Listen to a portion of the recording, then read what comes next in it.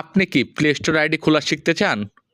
আমি 100% গ্যারান্টি দিলাম, আপনি যদি আজকের ভিডিওটা শেষ পর্যন্ত দেখেন, খুব সহজেই প্লে স্টোর আইডি খোলা শিখতে পারবেন।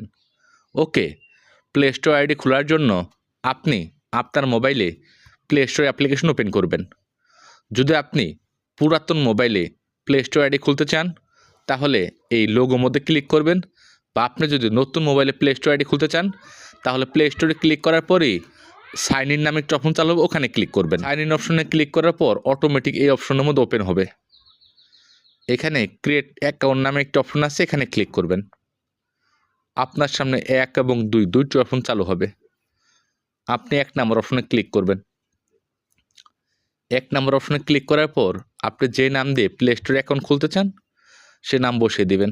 তো আমি বসিয়ে দিচ্ছি।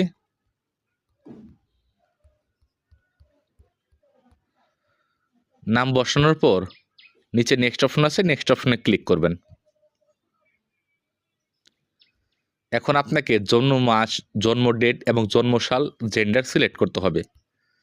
আপনার জন্ম মাস, জন্ম তারিখ, জন্ম সাল এবং ছেলে হলে মেল, মেয়ে হলে ফিমেল দিয়ে নিচে নেক্সট অপশন আছে, নেক্সট অপশনে ক্লিক করবেন।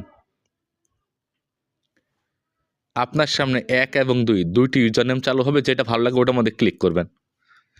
তারপর নেক্সট অপশনে ক্লিক করবেন।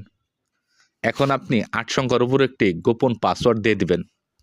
আপনার সামনে এরকম অপশন চালু হবে, আপনি আপনার একটি সচল ফোন নাম্বার দিয়ে ভেরিফাই করে নেবেন।